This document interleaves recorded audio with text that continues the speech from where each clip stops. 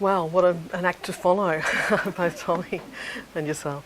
Thank you very much for allowing me to tell my story today. It's in just working this through, I've got a little slideshow as well. I didn't take videos of myself, but it's really been quite a cathartic experience to be able to write the notes, look back on the time since I was diagnosed, but also looking back in my past as well, and to see what I've done in my life and what has brought me to this point as well. So the things that when a storm comes up, you'll change. You'll change with whatever you go through in life. But I think that's what life is all about as well. So today, as Kate said, that I was diagnosed last year in February 18th, 2014, and then I had my transplant on the 1st of August 2014. So on Saturday I turned 1 post-transplant. I'm in the middle of my 12-month post-transplant checks now, and tomorrow I have a 12-month bone marrow aspiration. So this chat is actually bringing this my transplant. 12 months. It's almost a closure, because next week I'm having a hip replacement. But that's all good. It's structural. It's not destroying my immune system. It's not cancer of the bones or anything. It's something that is going to get me moving and get me more mobile and hopefully climb mountains again. So that was me. In 2013. I completed my second triathlon in the May, and I broke my foot a couple of weeks later, and then I was made redundant in the June, and then I turned 50 in the July. And I jokingly said to myself, yeah, I better watch out and better look after myself, because what else can hit me? So the rest is history, really. The car, I think, it's not showing off because it's a beautiful car, but the number plate really amused me. It's 135 TOX TOX, and this is 3 weeks before I was diagnosed in there. With the diagnosis, I hadn't been feeling well for a number of weeks, and I went to my GP. I had a blood test in the morning, and I was hospitalised that night, and they started the chemo the following day, basically. What happened when I met my haematologist for the first time is that he said what it was. He didn't actually mention the term leukemia before I was checked in or admitted, but what he did say when he saw me the following morning, talked about the blood counts, told me what it was: acute lymphoblastic leukemia, Philadelphia positive. It's a rare form, and he said it was treatable. And of all the talk that he gave me, what they were going to do, the hyper-CVAD protocol, etc. The word that stuck with me was treatable. And I think that's all the way through this, regardless of a transplant or the cancer that you have, or leukemia that you have, there is always a next step. And that's what Dr. Morton was saying there, the research and the treatments, the processes that they're going through, there is always a next step there. So really, that's the key of to keep on going on and just sticking with it. I was telling people who were concerned friends, they're very, very worried about me. I was keeping them happy in a way, saying, it's okay, it's only a bone marrow disorder. So I had no idea what I was in for, really, and I think the ignorance and the naivety really helped me along the way. I didn't Google, I didn't ask for any prognosis in terms of life expectancy, nothing like that, and I still haven't. I've Googled a little bit, but because I know a little bit more now. But when you're first diagnosed, it's a little bit of a shock, but really I just went into, there wasn't a lot of time, something had to be done very quickly, and I'm in good hands. And I think that's reflected with both of our other speakers, is that you're in good hands, you're just there and you trust and accept. So I started the chemo on the 20th of Feb for my leukemia, and then went through, with the type of leukemia, there are 8 rounds of hyper-CVAD treatment, and I went through 5 of them because I was in remission by April, and also they had lined me up. My brother wasn't a match. He checked, which was rather good actually, because my donor turned out to be a 10 out of 10 match and a 32-year-old. My brother, he's now 55, he's on blood pressure and cholesterol tablets, and I didn't really want that in me, So really, you've got this thing where you've got have the generosity of a complete stranger in Australia. He's local, and he's donated his cells to save my life. And that's astounding. It's so humbling. This whole process, the people that I've met along the way, it is just so humbling. And then you have this stranger, unpaid, just donating the cells to help you live. And as you can see, I'm alive. I hobble around a bit, but you know, it's so also that generosity. It just gets you into a higher mindset in the case that that now won't be wasted. I have the opportunity to talk and help make a difference to others going through processes that can be quite anxious and quite scary if you let it be. One of the things during this time with the leukemia, I'm spending a little bit of time on my diagnosis because it really set me up, I think, to get through the transplant, the debilitation that we all talk about. I had a couple of weeks in early on, I had a rigor fever, a bad rigor fever where I hadn't come across these before, but the doctor wanted to get me into hospital because if I had a fever at home, I lived by myself, I wouldn't know what to do. And so this fever hit me, went above 38, and within a couple of hours I was shaking. It was only afterwards that I realised that my thumb was blue, and the nurse said, "You had turned blue." When the fever broke, I was sitting on the side of my bed, dinner was in front of me a couple of hours later, and I felt just clear and clean, and I just thought, what the hell just happened? And it was a case of, if I had that at home, I would be dead. So there are significant moments that you'll have during this time, is that you realise how serious this is. I can be flippant in some of the things I say, but that triggered me to say, this is serious, I really need to be on top of things, explain to people around you, this is what can happen very, very quickly. The temperature started rising, they took bloods, they took the things for antibiotics, but I couldn't breathe. They gave me pethidone to settle down, and then it was clear. But you have to get onto things very early and watch your body and just keep on being vigilant. Now, even though I'm 12 months post-transplant, any little niggles, you still go ahead and go, what's that? Will it pass? No, but you're always there to almost call up the ward and things as well.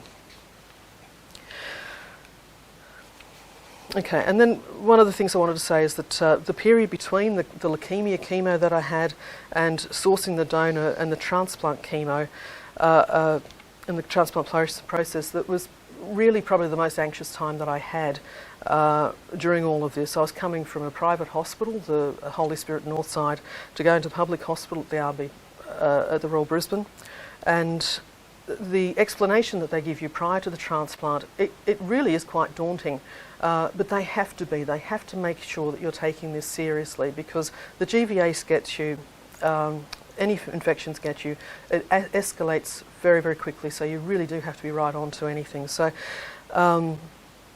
the way that they introduce you to the transplant process, the pre-checks to make sure that you're healthy to go through it, they're tiring. You're wandering around through the hospital to go to these appointments.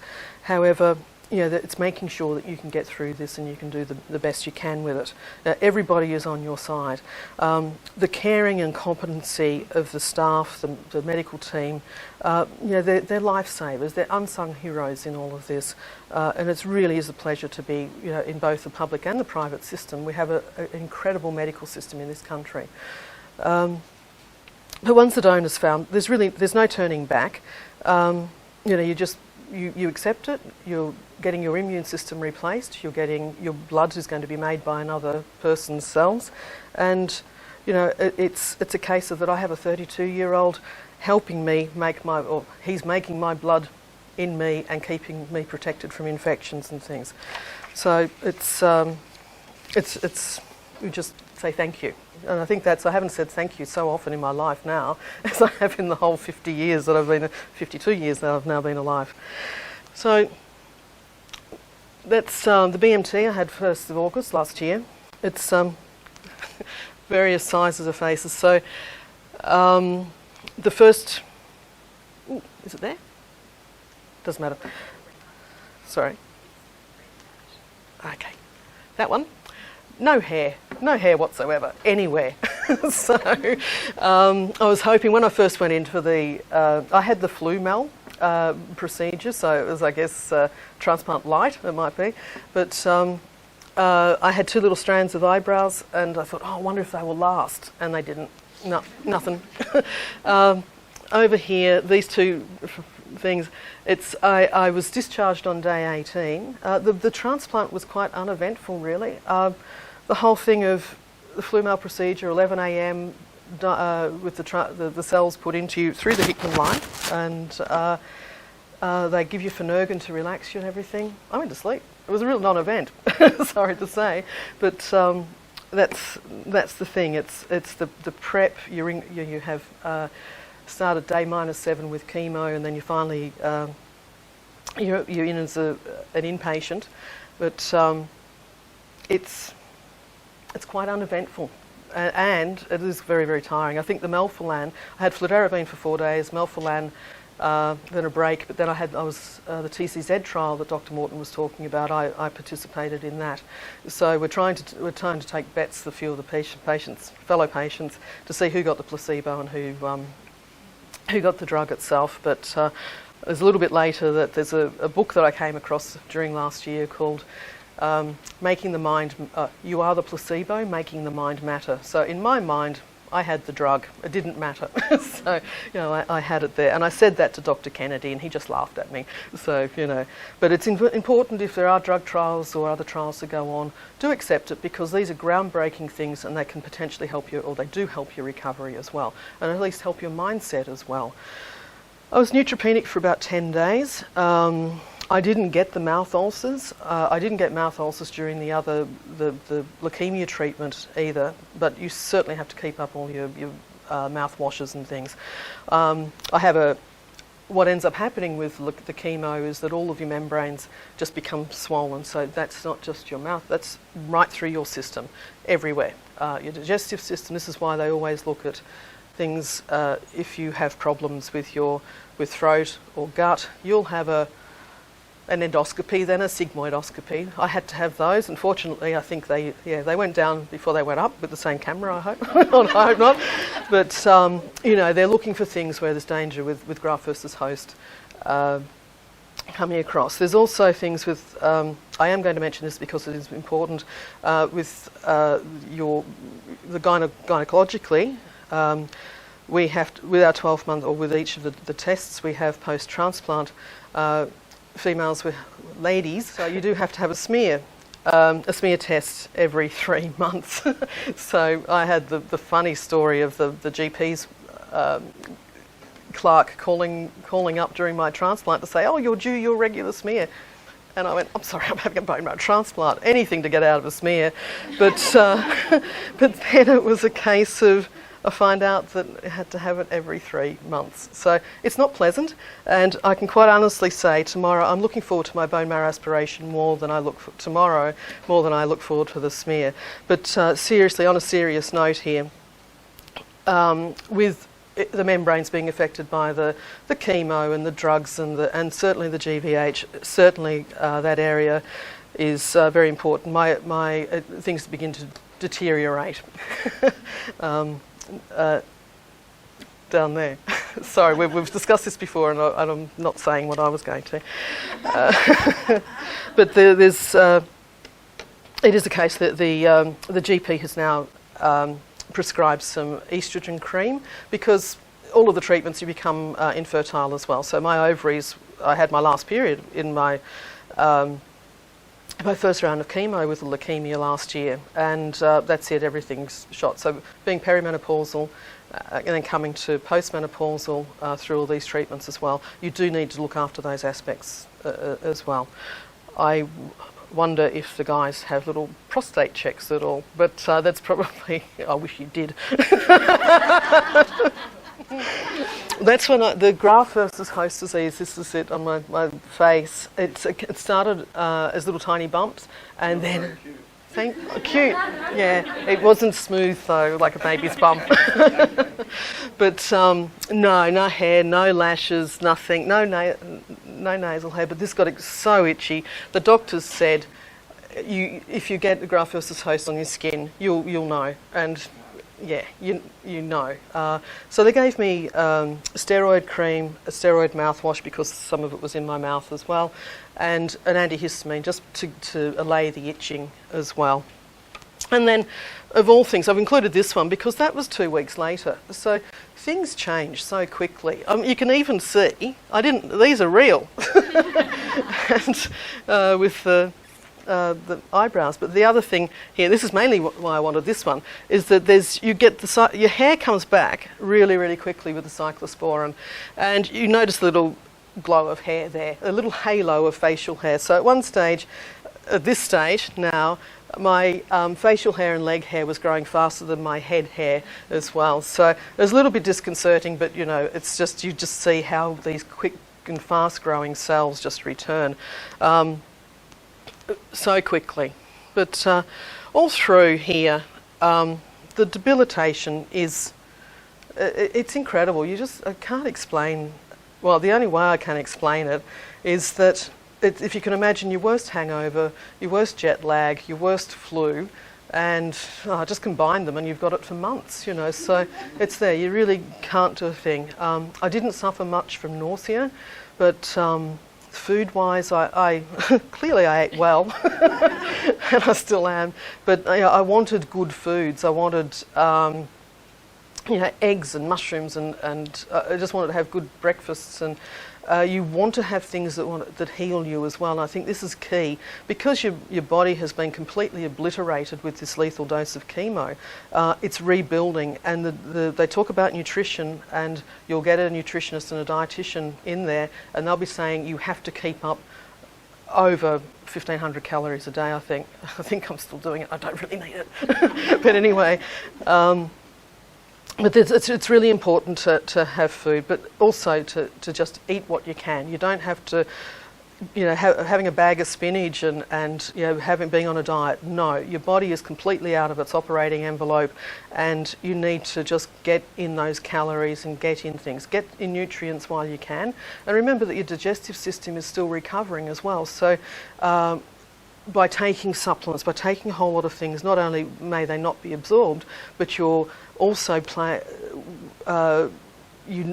it's something that the doctors aren't giving you, and they're testing your bloods once you're discharged. You're seeing them twice a week, and they look at your bloods to see what your metabolism is doing. They're checking your liver, they're checking kidney function, all of these things. So if you start bringing in other supplements, vitamins and whatever else, that can interfere with some of the things that they're looking at as well. So play it safe, do what you're told, and just keep on going, because it doesn't last that long. It seems sometimes it's just day by day. You can barely get one foot in front of the other, but it does change as well. Okay, as a little bit of a joke with, I had it's important to celebrate your milestones, I think, and I've only realised that really as I've been working through some of this and just thinking about what I could talk about.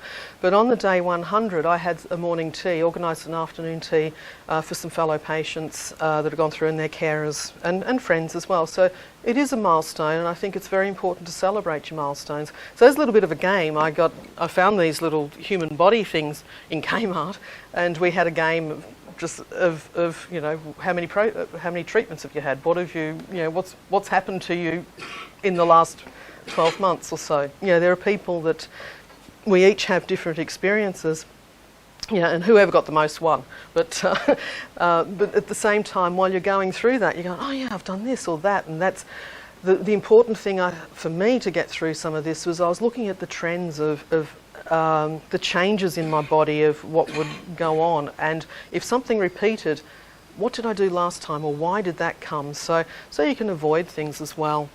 So in here, that was mainly to do with all the leukemia chemo, but in here during the from January after my day 100 in November, things went just pretty quietly, and then end of January I lost a dear friend, and in the UK we'd been friends for 20 years, and we were actually, through my transplant, she told me about her cancer and her tumours, and she didn't make it. She passed away at the end of January.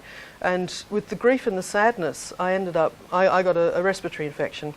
There are a number of other things where I got a strong emotion as well, and I realised that I got the connection between my thoughts and my and what my body was doing, illnesses manifesting. So a lot of this stuff in these things, you can't help what the medical system does to you because they're getting through and helping you, get drugs and get bloods taken easier through a Hickman's line. There's other things that you get put into you that is helping save you. But there's a lot of stuff up here that can save you as well, and you have to keep on going. So getting that connection between my thoughts and my body and how that was reacting, or how illnesses may have manifested, I realised then that I just had to protect my health and stay in a peaceful and calm environment, and that's where the yoga comes in. I got a couple of years when I was made redundant, I started doing a bit of meditation, studying kinesiology, looking at things like that, something from a bit of a spiritual side. So I think that helped me stand stead of all of these things going through now. But it's important. You are what you think, and it's important somehow get your mind just going along and keeping it in an accepting, trusting way. People say positive, oh, you're so positive, but it's a case of, I always find positive there's a negative that you might be keeping out. So I don't tend to label things now, these treatments, oh God, that's bad. No, it was just the next step.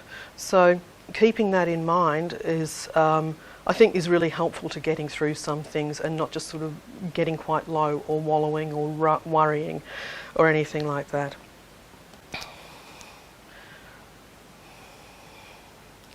And these are the emotions that I was just talking about here. This is the book from Dr. Joe Dispenza, making them You Are the Placebo. So what I found here, this was really quite helpful. I came across it a few months into my leukemia treatment, and I've just stuck with it, really. But it just happens. This sort of thing, it's life-changing. Facing your own mortality is life-changing. But all the help around the place, that with the systems, the carers, the friends, the family, that's life-changing as well. People come out, it's complete strangers helping you. And the ultimate is, like I said, my donor. But in here, staying in creative and selfless emotions, it's not a very good copy, but it's the gratitude and love and thankfulness and peacefulness, presence and staying present. Survival emotions, the difference in living every day and having to get by, makes us rush around, helps us, there's doubt and there's fear and there's judgment and that sort of thing. Get yourself into a place, if you can, of not that, of just elevating it. And I think you'll find it quite easily, because quite frankly, you've got nothing else to do when you're whacked with the chemo drugs that we are whacked with. You have nothing left in the tank. And I was trying to, there's a book I came across, Eckhart Tolle's The Power of Now, and I embraced that just after my transplant, and he has a lovely section on that about ego and illness, and it's basically saying our soul and our body simply doesn't have the energy to feed the ego during extreme illness. And I tell you what, yes, it's correct. You have nothing left there.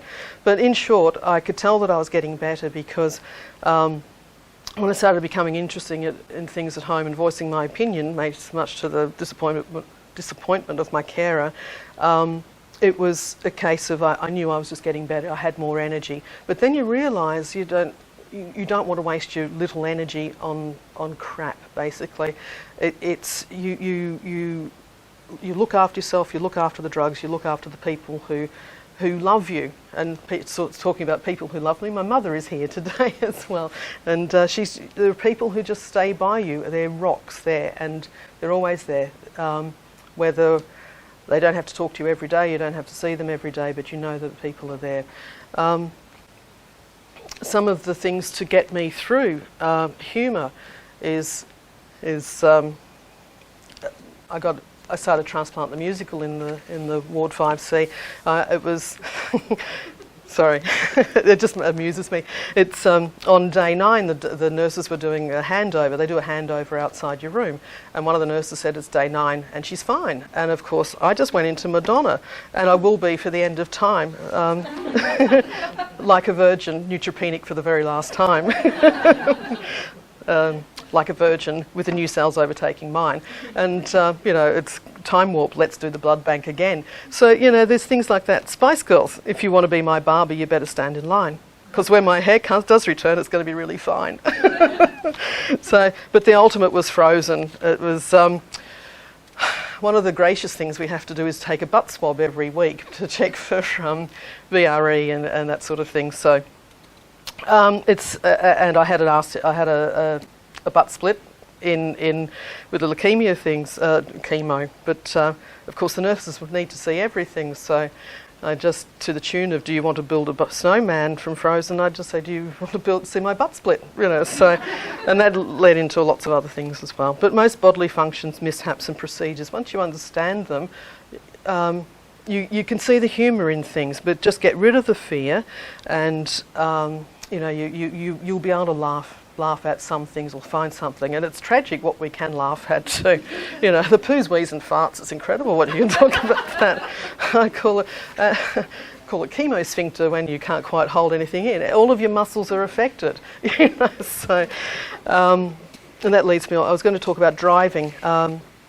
I didn't drive for a couple of months because you haven't got the reflexes, you haven't got the judgment, and it's very important to make those calls and to understand your body, because you don't want to hit other people or damage your nice car that you can't drive. So it's when you realise that the muscles around your eyes, they don't go. Your neural processing is a lot. It's obliterated. It's slow because of this chemo that has just gone right through our body. It's not just about losing your skin and hair, and this is what people outside this process and outside this room wouldn't understand. For months now, years, you still aren't 100%. You still can't do a triathlon to what you would. I would like to do a triathlon with my donor, but eventually, but it's not going to be the same as what I have done. But that's fine because I'm alive as well. It's really understanding your limitations with things. And in here, that one. Oh, day 100. We've got cupcakes. These are Dave and Nev. They both transplanted. Nev was a week before me. Dave was a day before me. Dave and I he talks, and then he got on steroids one day, and you just can't stop him as well. So, we had a little thing. He was going around the ward, and with his little trolley, your drug trolleys, and he goes, "What's the name of yours?" I go, "Huh?" He says, "Drug trolley." "Mine's Cedric." And I says, "Mine's Carlos the drug trolley." And I won. So there's things like that. To the mundane, the boring things is to make the most of, celebrate the occasions. Now, this lady here, this is my neighbour. Beautiful, beautiful woman, and I hadn't seen her for a couple of months, and she dropped in just before I came here today. She brought me food. She picked me up and took me into hospital, all the appointments, that sort of thing. Magnificent. But and I usually well up with this, so please excuse me, but these are 1,000 origami cranes. So the story is the little girl in Hiroshima, she contracted leukemia when she was about 12, and there's the story of the 1,000 cranes will bring you good health and a wish. And she unfortunately passed away before making the 1,000 cranes, but what Anka did was got a few of my neighbours around me, and for my 100-day, they had a 100-day barbecue, and I didn't realise that she was inviting neighbours or anything, but they presented me with these 1,000 origami cranes. And it's things like this that are just so touching. I have them hanging up in it's the entrance hall, and it's just over. And underneath is this thing, the little sign. I think every accomplishment starts with a decision to try. And that's the key. There'll be days that you can't, like I said, put your foot in front of the other or roll over in bed. I lost my core muscle strength, like you wouldn't believe, and I think this is what's exposed the hip as well. But it's certainly a case is just day by day. You know, you'll get there, but you just try. You keep on trying, and you know, you just do a little bit, or you don't. It doesn't matter. It's, you know, you just get going. Other gifts. See, just the things that come out, and this is just a few of the things. You know, there's lots of people around. A friend of myself, another UK friend, sent across a Christian Lacroix scarf. We used to watch Absolutely Fabulous in the 90s in the UK, Sweetie Darling, and it was all about Lacroix Sweetie, and I have received this scarf in the post one day, and it was so nice. I did, you know, to wear on my head. I didn't want to soil it, so I've had it framed and I've got it hanging up in my lounge room. It's just a reminder of friendship and support and things as well. My youngest niece, she gave that to me before at Christmas in 2013. She knew that I'd had a tough year in 2013. This is before I was diagnosed, but I took this with me every hospital visit that I had and had it on my windowsill. So you look out, you see the sunshine, and you look for rainbows, whether it's raining or sunshine or whatever. But it's those sorts of things that you keep on going with. And you know, that's just little Froggy used to come in with me all the time. There's the scarf, and it's just, you know, beautiful things. The number of beanies I have now, it's incredible. But yeah, and that's an important point. Do wear headgear. Tommy, you know, it's incredible the amount of heat that you lose from your head.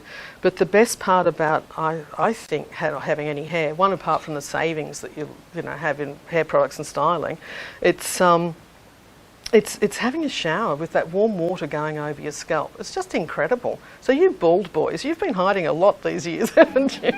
But anyway, see the good things about that. There's always something nice that's going to come along.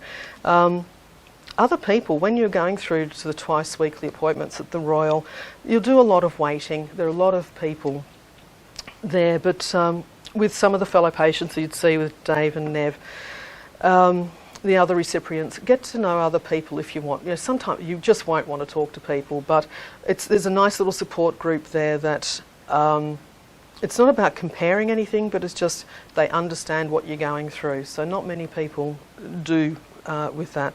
But yeah, and when you're waiting, there will be a lot of time that you just go within. There's going to be queues. There's going to be lots of people, but just chill. You know, there's no point in getting antsy about it. Right. This is Christmas, 5 months post-transplant. So, do I look really young there? Say yes.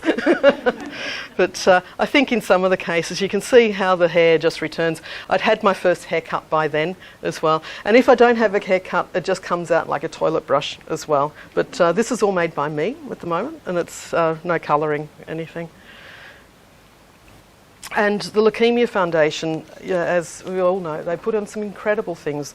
I started the Fit to Thrive back in February, and it was the orientation day was the day of my diagnosis, the prior year. So with that, I felt it was quite significant, because it was like the diagnosis is done, and now I'm getting fit. Now, during the time, it runs for 12 weeks, and at the end you get little gifts, and you get a smile from a rugby player, a chibber, and so it's nice. It's a graduation thing. So this was the time during the Fit to Thrive that my hip really started to hurt, and that's when I had an MRI and seen advanced degeneration. First of all, they were looking for a vascular necrosis due to the steroids treatments, and I didn't have steroids during the transplant. I'm still on cyclosporin doses, so it was some of the steroids through the leukemia treatment that have caused this advanced degeneration. But that it's really important to move, and what I found with the Fit to Thrive is that even just doing little bits, it's important to keep going. The exercise physiologists there, they don't push you. They do take a lot of measurements to see how much you can't move, and they will do a program for you. Don't go to a fitness trainer, a PT or anything. It's far too much too soon. You've really got to be careful of your body, because with the graft versus host, it gets into everything. And during February to May, June, I also had graft versus host going on in my body, which I know that was restricting my exercise, which was also hurting my hip, and it was all just going up its own bum, as you might say. But it's really important to move. I've since one of the All About Me sessions with the Leukaemia Foundation, Julie Allen is a physiotherapist, and she does a very good presentation on movement and exercise. And she saw me in May, and she said, "You need a crutch." I've got a crutch, and just to offload the hip. So when you've got pain, when you've got this, just take notice of it, tell people, just be open about it, because you don't want things to escalate or hurt even more. I was going around hobbling my leg, and so there's a lot of pain in there that is also disrupting my recovery and rehabilitation. So it's really important to take it easy with things. Okay, the light tonight thing is fantastic. It's a beautiful evening, so if you can go.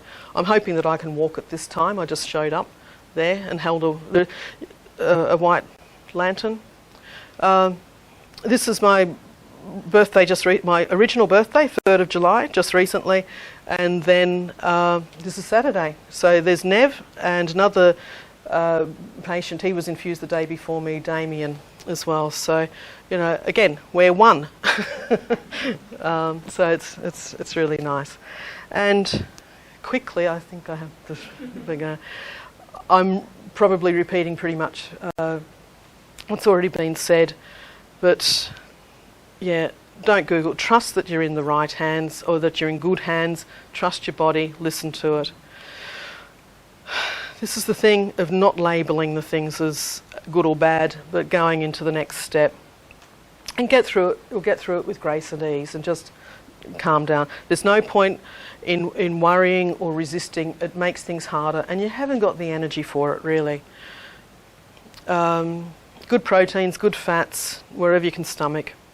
So your cells are regrowing at the rate of a marathon, and that's what they tell us. And people can't see it. And once your hair returns, they think you're well, and you're not. Yeah, I have weekly massage as well, which is, again, important. I found when I first started the exercise, I was very stiff, jerky movements.